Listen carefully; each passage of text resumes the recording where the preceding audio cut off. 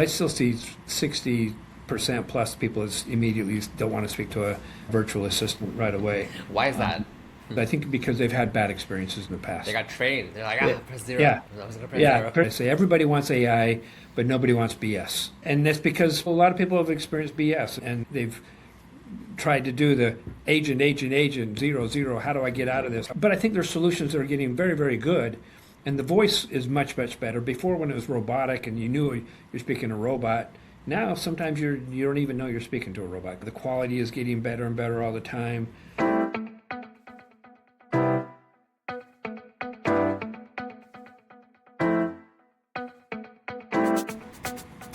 Brian, welcome to the Voice Loop. I'm excited for you to be here. Short intro about Brian is he's a legend in the CX space. I would say that's maybe my intro that I'll share, on behalf of Brian. But Brian, for the audience watching, why do I say that? Why do I say you're a legend? I don't know. I just maybe because I've been in the contact center space for over 35 years, and when you say that though, that does make you a legend. It's people think you've been doing something for a long time, makes you good at it. But if that was true, I'd be a lot better at golf because I've been doing it for longer. So, I just I love the customer experience space, customer service, call center space. Because I've been doing it for a long time, and learning about what works and what doesn't work, and how do you make things easier for customers, and what drives better experiences. Love it. And I think we were just talking before we started recording around this concept of voice of customer. And what does that really mean? There's lots of measurements, NPS, CSAT. I don't know. It seems like a lot of metrics. Yeah. We'd love to get your take. Having seen and managed, the experience for customers. How do you think about learning where the friction is, where the opportunities are? Getting insights fundamentally. Sure. When I look at some of those scores, like the NPS scores. Typically, NPS is driven off of a customer usually responds to those when they're either really excited or really upset, and so sometimes you don't get real good information on what the real impact is. CSAT scores the same way. With new technology today, you've got the ability to record 100% of your calls and really understand the sentiment and really understand where. I think the big thing right now, and what the most important metric is probably customer effort, right? And customer effort scores.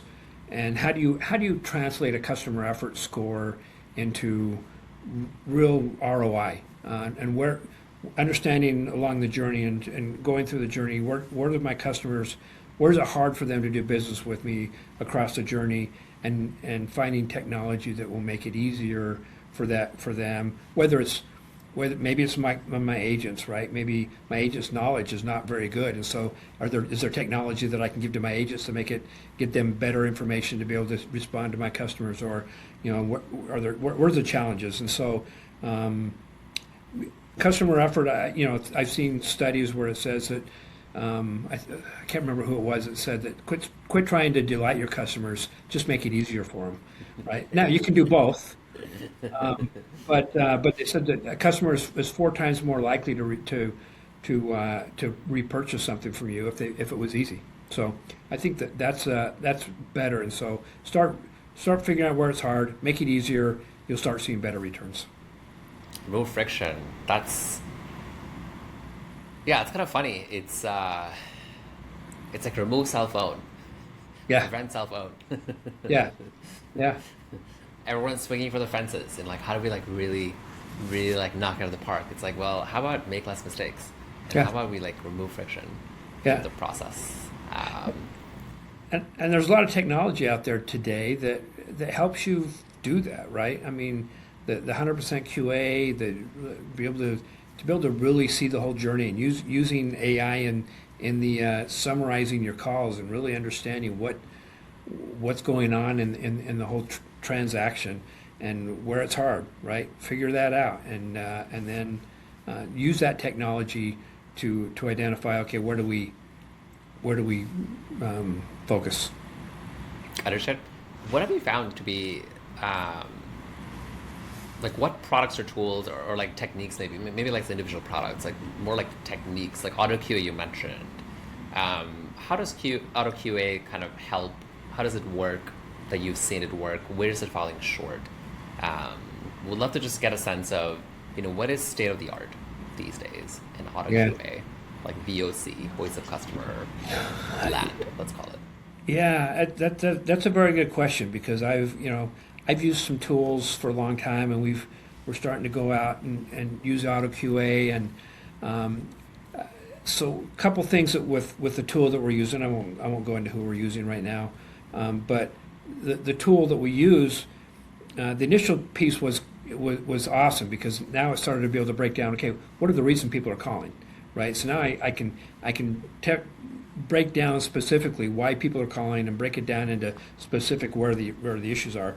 And then we said, well, let's put in a QA form. So we had a QA form before.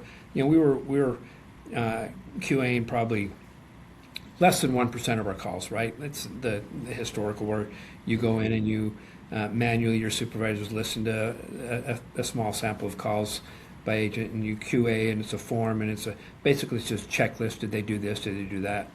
And so, this company says, well, we can just automate that. So then we've gone in, and now we've just automated a checklist. And what I find is that really doesn't give me a good experience, and it really doesn't understand. Unless you're using a real good LLM to really understand the context of the whole conversation, right? Typically in those scenarios, an auto QA form is just saying a yes or no. Did they do something? But maybe they didn't. Maybe they weren't supposed to do it on that call, right? It doesn't understand the context of the call. So I'm finding some challenges in that perspective. But I've seen a few others that are out there that really start to talk about. I think it's more about the experience, right? I want to understand the whole experience, both from the agent experience and the customer experience. It's not about a checklist anymore. It's more about how did the whole thing go, the whole process go. So from an auto QA side, that's one of the tools that I see is working really well. I go back, from different tools. You want to talk about different tools, different solutions? I'd be happy to talk about some different things that I've seen and used. I go back 5 years ago. Coming out of COVID, I couldn't answer phone calls. Nobody wanted to come back to work, and I was abandoning 50% of my calls, and so I didn't need anything to tell me what my problem was. I knew 50% of my people weren't getting answered, and so I knew that was my problem.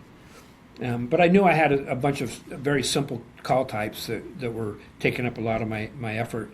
And so, we put in a conversational voice solution that day one it handled, I had 40,000 calls that were very simple call type.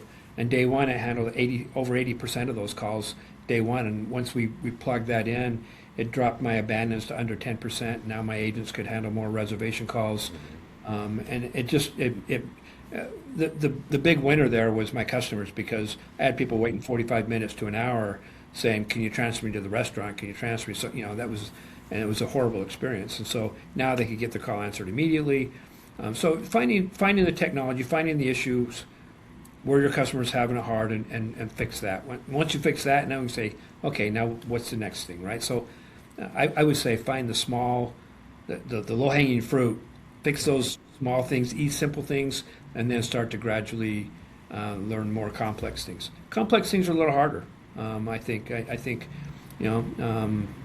that's where the AI gets a little more challenging. For sure. Yeah, I think the complex things. I think there's lots of techniques and lots of attempts to be able to handle more complex workflows or things maybe that are 20 minutes long or 30 minutes long with tons of actions in between. But I think we're still not quite there yet. Yeah. Tool call, function call reliability kind of standpoint. I'm actually curious to get your take. This is less around, this is kind of a tangent, but I'm curious to get your take on voice to voice agent, let's call it, like the new agent architectures that are super seamless voice to voice versus more, like a tiered, where you have an LLM, you have an ASR, you have a TTS. What's kind of your general prediction, having seen the evolution of IVRs, IVAs, and now much more intelligent systems, let's call it, that are routing calls? Like, what's kind of your prediction for this year? Do we start to see them in practice more, or people will still stick with kind of more reliable, maybe slightly slower-ish agents that end up being kind of more reliable from a tool calling standpoint? I think there's still people who are adopting that. It's still going to be a process, right? And I think the customers still have a problem adopting the current technology, because I still see 60% plus people immediately don't want to speak to a virtual assistant right away. Why is that? I think it's, you know why I think it is? I think because they've had bad experiences in the past. They got trained. They're like, press zero. Yeah. I was going to press zero. Yeah. I say this a lot, and when I speak at several conferences, but I say everybody wants AI, but nobody wants BS, right? And that's because a lot of people have experienced BS, and they've tried to do the agent 0. How do I get out of this? I want to speak differently because it was bad, and the more turns that it takes, the more complex it is. I think the harder it is for a person to, and because they've done those turns in the past, they just think, I just don't want to have to go through all that. But I think there's solutions that are getting very, very good, and the voice is much, much better. Before, when it was robotic and you knew you're speaking to a robot, now sometimes you don't even know you're speaking to a robot because the voices are so much better, and the delays are so much better. It's the response times are better. The quality is getting better and better all the time. And I think in the past, one of the things I learned initially is we plugged it in and we started taking calls. We thought, hey, it's doing well. Look how many fewer calls we're taking, right? I didn't necessarily know everything that was going on. And then when finally we started to be able to listen to some of the recordings, I said, ooh, wait, maybe it's not as great as we think it is. And so then we started to get into the process of now I can listen to my recordings, and it really comes down to QAing the AI, right? And I think you do a lot of this stuff on your side, but this is I think the key is where why a lot of it's bad is because a lot of companies just plug it in and turn it on and think, okay, we turned it on, it must be working, it's good. Look how many fewer calls we're getting. Well, they don't understand the crap that's happening in the background because they don't listen to it. And so that's got to be the key, and that's where people need to fine tune. You're not going to get we're not going to get rid of the BS until we learn how to get rid of the BS. Makes sense. Magic Genie boss, that's sort of the dream. Just turn on the voice agent. Yeah, you don't hire live agents and put them on the phones and then don't listen to them and train them and fix them and coach them, and you got to treat AI the same way. That's a good point. What are some mistakes people make? This is one of them, is not putting enough effort in the training, testing kind of pre-deployment, but also constantly kind of monitoring for patterns or novelties or interesting insights that maybe are being missed. What kind of mistakes do you see people make for people who are looking to adopt voice agents, businesses? Yeah, I think as leaders. That's a very good point. There's a lot of extremely smart people who are building these virtual assistants, and they're extremely smart. They know how to. They know all the, and I'm not. I know nothing about the technology side, right? They know all the APIs and the JSONs and all the different. That's all I know. That's the extent of my technology. That's pretty good. JSONs and APIs. You can get pretty far. So with JSONs and APIs.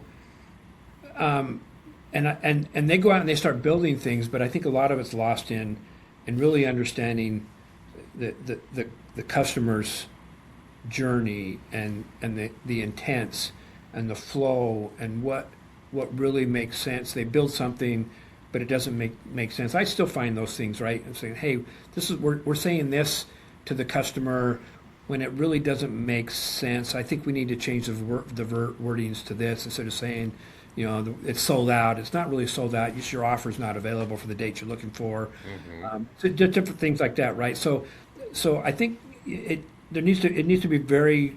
You need to work with the practitioner and the operators very, very closely, and understanding how the terminology that you're using to respond to customers that makes sense, and instead of just plugging it in and answering questions that maybe don't make sense. That makes sense to me. How do you figure that out? Like, how do you spot these opportunities? Is it mostly through listening, where you get these intuition and kind of the underlying wisdom of like, oh, that doesn't sound right to me. Like, maybe we should change how we talk about certain cases, because these conversational agents can become really complex as well. There's a lot of branches you can have depending on how deep, let's call it, the support system. Yeah. How do you? Here's a concept that I think would work really in looking at a solution that says, okay, my virtual assistant takes a call. The customer says, I want to speak to a live agent. Maybe they say what they want, but then they want to speak to an agent. Follow that to the agent. Listen to the agent. How does the agent handle that call? And then learn from how the agent handles that call to teach it back to understand the terminology and how the agents handle the call. And maybe it's just taking, okay, let's take, thousands and thousands of calls of my live agent and how they handle all these calls to be able to train it on real live agents handling of calls, and go from that standpoint. Maybe there needs to be more of that. Initially, 5 years ago when we started, there was no generative AI, right? It was just intent. Yeah.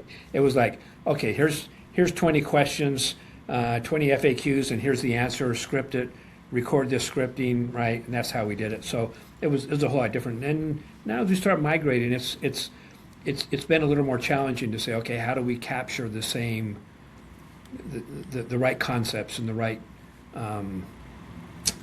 context with the solutions, right? And so that's and I think understanding how your agents are currently handling it may be the best solutions. Interesting. So the kind of path to more calibrated and empathetic, let's call it, conversational voice agents is really having a bunch of human trainers get these difficult escalated calls and be like, all right, like, I see how you handled this escalated call. I will now learn from this and be better on phase 1. So maybe less people reach phase 2 if they feel sufficiently satisfied with my kind of responses. I think that's the key, and you touched a good point there. It's the empathy, right? And how do we incorporate empathy into these now? Because I think that was the biggest challenge initially. Is, well, a robot can't show empathy. Well, I think it can, right? And I think we can teach it really. There's a lot of solutions. Look, I think a couple things. I think you should automate everything you possibly can. But I think you're an engineer. But think like an engineer. I would, but I don't think you should ever force people to use automation if they don't want to, right? Yeah, that's a good point. So give people options to be able to use the solution in the channel of their choice. Digital if they want, human if they need, whatever they want to use, but just make it easy for them to do it however they want to do it. But I think there was a lot of the issues were people saying that it can't be empathetic, but I think it can, and I think there's certain solutions, there's certain things that need a real person, right? And somebody wants a I live agree. person to talk to them, and so you have to make that available. And I don't think I would ever say I say automate everything, but don't force people. You got to have live people to handle certain things and be available. And these are your good quality people who can give good experiences, right? You got to always have good experiences, and AI can give good experiences too. So you have to be able to provide those solutions and availability for people. So That makes a lot of sense to me. I also think, one hypothesis, and I don't have a lot of evidence for this. This is sort of just putting it out there. Is there's this thinking that, we don't sort of need humans, and voice agents will just like take over. And I think it's basically wrong. And part of the reason it's wrong is because it's not really around, like, not everyone, a lot of people seem to think it's around cost reductions necessarily. But actually what really matters is loyalty and providing a great experience for the end customer. Sometimes that can be done through voice agents. Sometimes you actually need, like, humans to help yeah, you tailor the right solution to the problem because it's nuanced. right, I think yeah, that's maybe like a nuanced view of like maybe the customer actually ends up spending more money or giving more business to you yep, because of the loyalty that you are exhibiting in the right. combination system. I would love some thoughts there. Like if you've seen this mistake, maybe like a conceptual mistake, like, oh, I Yeah, don't need humans, like voice agents will do everything for me. It's like, is that actually true? Like yeah. No, I totally agree. An excellent point. I think so. In over the years that I've been involved in doing this, and I've seen people who, if you go about the process of adding, looking at how do I make my experiences better, the ones who do that, who solve bad experiences with solutions that make a better experience, they seem to get the best ROI. The people who go into it saying, I'm gonna do this to cut costs, end up giving bad experiences, and I think it hurts them in the end. So if you do it right, remove friction, and again take the hard stuff out, but allow your customers to take care of their issues the best way possible, in the easiest Yeah. way possible, whether it's through a virtual assistant AI, whether it's through a live person, but have those options. Some things don't need, look, I didn't need people to wait online to get transferred to an extension, right? That's ridiculous. Yeah. So some of those things are very simple. I don't need to, have to wait 15 minutes to say what time is check-in, right? So some of those things are just very simple. You answer it right away. I have the simple question. I resolve it. That's all they needed. It makes it easy. But you get some more tough questions. Look, I'm trying to have do this special event for my family and whatever, and they need something more personalized help. That's gonna you have to have that available too. So I agree. Use it to do it. If you do it right, drive better experiences, you'll get the ROI. We got tremendous ROI the way we did ours, but we did it right, and I think it worked out well. How do you measure ROI on these systems or these kind of digital transformation? I'm kind of curious. How do you think about it from your side? Do you track cohorts over time? Surveys, you can ask people, you can kind of measure NPS, CSAT pieces. Like, what gives you the signal and confidence to feel good that this is a net positive for customers, that they're feeling good about this? Yeah. Well, so we it's a good question. When I looked at ROI, first of all, when I looked at staffing wise, when I look at the total number of calls, I say call avoidance, the calls that are resolved now, roughly 30% plus of my call volume is now handled by a virtual assistant. So when I calculated that, that's like it was about 24 FTEs that I saved. Now, the kicker there is it's not. I didn't get rid of 24 people. That's 24 people that I couldn't hire. Right? Yeah. I was struggling. So it helped fill that gap. The other, there's a lot of hidden benefits in when you get into that. When you look at call centers typically have extremely high attrition. So it's very common to see 100% annualized attrition in a call center. That's brutal. That's intense. Why is that? That's a Is lot. it like me being ignorant? Like I'm just curious. Why is this so painful? Call centers typically are a little lower paying, and it's work. You're on the phone. You're a lot. That's all you do all day is talk on the phone. So, but here what you find is you don't turn over 100% of your staff. You turn over the bottom 25% of your staff 3 or 4 times. I see. And so it's just there's a bottom churn that you keep churning. Well, what I found is with now that the virtual assistant handles that 25% of my 30% of my calls, now that bottom churn I've cut that down, and now my attrition dropped at more than 50%. So I saved money in attrition and training and costs from that standpoint. My partner, who we use, PolyAI, is the partner we use, and so they after we got going, and they had a few of their partners. They got Forrester involved and said, "Hey, Forrester, can you?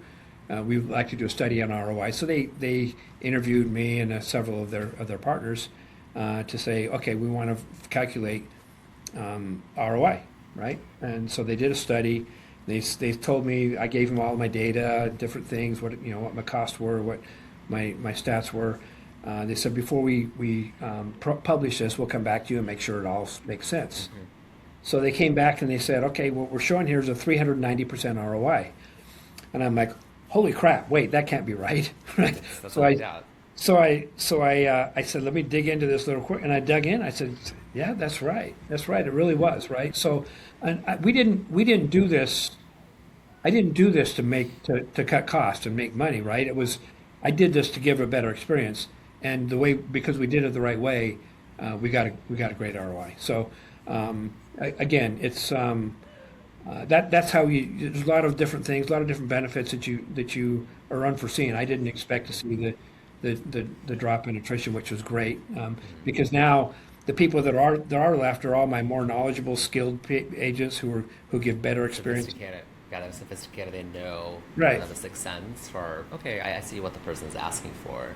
Yeah. Not what they're literally telling me, but what is the underlying intent. That's I think a lot of the intelligence and skill. It's like ascertaining what are you actually like. I hear you, but what do you mean? Yeah. It's like a second layer question that often is like useful. I mean, some are more like transactional. I think like questions like, oh, like help me reset my password. Okay, cool, that makes sense. And we saw an increase. Obviously, you saw an increase in handle time, right, with my agents, because I took a lot of the simple stuff away. So yeah, we did see an increase in handle time with our regular agents, but we're spending more time with people who need a little more help, and so that's the good part. Makes sense. Anything surprising from this, I guess, digital transformation you've done? I would say repeatedly, like every wave, you've been kind of ahead of the curve, seemingly on every wave. What has been, like lesser known, some insights and observations that are wasn't as intuitive, maybe like walking into it kind of head first. Yeah, I mentioned the big thing was QAing my virtual assistant, right? I did now I spend a lot of time today just QAing. Okay, hey, tell me where are my customers having problems, right? And it says, hey, it looks like there's some problems here. Some of it's telling it, it's showing me where problems are because of, we're in the casino business and people call in for comp rooms and they don't always get comp rooms, and it's saying, hey, people aren't getting comp rooms. Well, they don't earn comp rooms, so they're not going to get them. That's not necessarily a problem. It's just that's the process. So, but it's telling me where are the challenges, where my customers are having challenges, and I can identify a couple of things. Hey, I see some areas here where we're saying things that maybe we need to change some verbiage a little bit to make it a little bit better, so that they understand more. So QA my virtual assistant was key. And then I think, as I mentioned before, the next key is saying, okay, how do we follow from the virtual assistant to the agent, learn from the agent, and then pass that knowledge back to the virtual assistant to update the knowledge base or understanding, to capture that. So to now, when somebody asks this question, you realize, hey, this is how my agent handled it before. This is how all these agents handle it, and now I can answer this question more effectively and knowledgeably, right? I think that's my next kind of my project that I'm working on, is how do I do that, Yeah. and make it more effective. That's super cool. I think it's super smart. It's a kind of an implicit, learning from human feedback, let's call it. Like human, it's like watching a person do something and being like, okay, I get it. I see what you're doing. Yeah. I see how you're doing it. I see why you're doing it. And the more examples I have, the better I can get. That's kind of like a training process. Now, It's pretty smart. what the key is to make sure that what my agents are saying is correct too, right? Because I don't want to train them on bad stuff. So that's also important. So That's super cool. I want to talk about QA in general. Yeah, I think a lot of voice agents we test are quite bad when we first see them, and they rapidly get better kind of over time, because a lot of weaknesses and flaws and things that seem fine from like a prompt, instruction, like a playbook standpoint, don't quite make sense when we start testing for edge cases. How have you found the testing process kind of on your side? Has it been manual? Has it been cumbersome? Are you starting to see some automation kind of kick in to help QA all of the voice agents before they go live? Like, how do you, just like would love your process around how do you manage training more generally, humans and agents? Because it's not just training voice agents, it's also training the humans. So how do you balance both, and how do you do them together? yeah, well, good questions. I think We're we're very curious. we're getting To learn. We like yeah, to we're learn. Very curious people. look, I want to learn from you because this is what you do, right?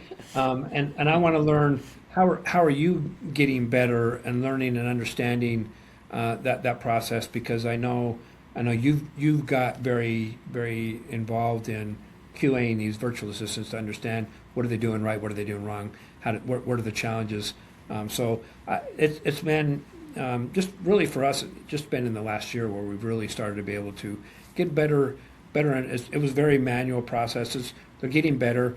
Now I have some prompts for me to be able to just click on some solutions. They give some general prompts to say, hey, I can click here to just that tells me some of the things. But listening overall to my virtual assistant, I think, is the challenge, right? Understanding, I can say, tell me the bad calls, and then it gives me and give me show me the examples of the bad calls. But then I have to go and listen to the bad calls and say, oh, okay, this was bad here, this was bad here.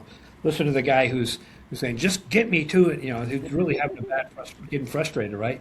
So understanding where their frustration comes from and how they get there, and so how do we stop that? From really some. There's still challenges where there's understanding issues, understanding problems, and sometimes it's very very good English, and it's still the system doesn't understand it all the time. So we have to. I don't know how we fix all that because I'm not the engineer. That makes sense. Do you personally listen to calls yourself, or do you have like a team? Like, for example, the person who used to do QA, the 1% sampling, like, are they now listening to maybe the voice agent calls themselves and thinking about quality and training there? Like, have you institutionalized this as a like an improvement machine? I wish I had resources to do a lot of that, right? So I do a lot of the listening myself, or I do the QAing to find out where the challenges are, and then I'll listen to challenges. I have a couple managers that have access to be able to go in and listen to them too. My supervisors are still doing, like I said, we've migrated over to an AutoQA process, and so we're still kind of ramping up there. So I've got my supervisors going in and listening to seeing what the AutoQA is doing, and then saying, did it do it right? And so they're still kind of processed, and I need them to do that. I don't have a QA team. I have a small team, and we kind of do it all ourselves. So, but I think that's a great a great position. Right? Some type of managed services that goes in and understands and listens to this and says, this is where your virtual assistant needs some tuning up and helping and changes. For sure. Yeah, I think that's a great great opportunity. I think so. Yeah, there's an interesting parallel in the software engineering world. I think there's a lot of code generation companies or things that accelerate code generation where you can write code quickly, right? Faster, cheaper. The better part sometimes questionable, but faster, cheaper for sure. Is definitely the axes. And we've noticed even in our own engineering workflows, the verification step is the hardest step. That's the most manual, difficult, time-consuming process. Yeah. And I think there's lots of, obviously, like code review, AI code review, platforms and kind of tools there. But we're noticing similar parallels where the kind of bottleneck often for these agent deployments ends up being QA. One of our customers, they do a lot of implementation. They're like an implementation partner with Bland. They're called Bland Labs. They basically spend 70% of their time, well, before they were spending 70% of their time, testing manually. And how do you even test multilingual? Like, how does that work? How do you test German? How do you test French if you don't speak French? Like, you don't do it. How are you supposed to like hire, a bunch of, like translators and then see, how well that works? Like, how does that scale? How do you maintain quality? It becomes a nightmare overall for these at-scale deployments. So, our thesis has been verification and trust is maybe the most important thing in delivering a great experience. And so we're just doing our best in this, little window of quality testing, auto QA at scale on our side, to reduce friction.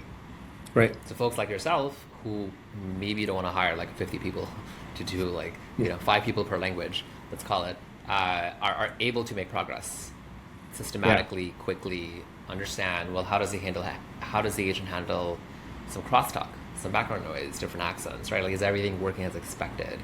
That is our vision on our side. Still a long way to go. But we think that the bottleneck, it's like a reusable rocket, the bottleneck for the reusable rocket, let's call it. If we think of a voice agent as a reusable rocket, it's the testing, validation, kind of QA piece. Yeah. That's what we think on our side. I think so. From my standpoint, with my partner with Polly, right? So when I need changes or do things, I go to them, and they have great engineers, and but they're building, they're still building for other people too, and so how do they getting the time to be able to update and help and support is, and they respond, and I don't want to say they don't, but. I think that's where somebody that's valuable to come in, and I think that they would say that, look, let's train people on our solution, on our system, to where they can go in and I can have somebody say, hey, this is I need somebody to tell me what's going on, because I don't have I run a call center. I don't have time to go in and listen to calls all day long. Agreed. We've got other things to do, but. And there are people who are smart and not just listen and see what's going on, but say, "Oh, we see this problem, and now I know where to go in and fix it." So that's right. That's a recommendation. Here's the actionable piece. What is actionable? What can I do about it? Yeah. That's kind of the second part. It's saying this, and I don't want it to say that. So how do you, but now you know how to go in and say, I want it to say this instead, and you go in and fix that, right? I don't know how to make it go in and say what I need. I want it to say this, and I have to say, I have to open a ticket and say, okay, I need you to change it to say this, and then somebody has to go in and review the ticket, review the system, and so that's where I think there's a lot of value in having somebody be able to having these, like I said, I call it managed solutions, managed Yeah. Managed solutions, services. Oracle, right? There's all these different Yeah, versions of the same concept. We're completely aligned. I think we're yeah, totally aligned. I know we have a couple minutes left. I would love if you could share any advice, like if you were to share advice to kind of a CX leader on, you know, like a peer, let's call it.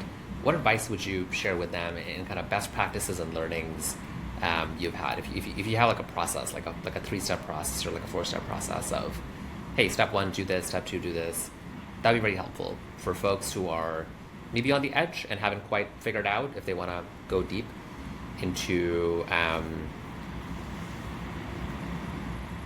augmenting CX, let's call it, with voice agents. Yeah, what advice would you have yeah, for them? Because we've noticed some resistance or some hesitancy. For example, like I think Gap had some issue with Sierra at some point, where I think some like enterprising person was like, oh yeah, I'm going to hack the system and kind of break it. So these things are tough. From all sides, and it kind of leads to the perception being, well, like it's terrible. Is it actually terrible? Like maybe not. Like maybe you have to like balance risks carefully. So we'll love kind of your take on what would yeah. that playbook look Yeah, like. so I mean, like the hallucinations, right? So things like that, you try to break it. I guess that's where a testing comes in. Somebody to be able to test all this stuff and try to break it before your customers break it, right? So yeah, I think a lot of it's what we talked about and touched on. And people ask me how do we do this, Brian? You've done it. How do I do it? And I said that's the wrong question, right? The right question is why, right? That's a good The question. right why is the right question, right? Why should you do it? Yeah, I guarantee you, your customers aren't getting to you an agent and say, hey, I don't want to speak to you. I want to speak to a robot, right? They want it. So so. Sometimes I've done that. Sometimes I'm But like well, I'll give tell me the you what. automated version. Yeah, sometimes I wish. Sometimes my robots are better than customers than my agents are. So figure out why, and we talked about that. Follow the journey. Why do you need to do it? What's hard for your customer? First of all, find the easy things first. What's simple? What are the calls that you can take off of your agents that really are non-impactful, that are simple, that you can say, let's farm these ones off. Let's get a virtual assistant or something to handle these types of calls, whether they're transfers, whether they're FAQs, simple things maybe through an API, balance inquiries, password resets, things like that. They're fairly simple. They don't require a lot of complex knowledge. And let's try to work with those things first. And now you start to move that off. Now you focus your agents on handling more complex stuff. And then maybe from there you start to identify other options, other use cases along the way to say hey, well, maybe we can do this, maybe we can do this, and then as you deploy those, see how likely your customers are to use those things. And sometimes they'll use them, sometimes they won't. Again, it doesn't. Don't get too complex. Don't try to build things really, really complex and I agree. involved when you know that 60% of the people aren't going to use it in the first place, right?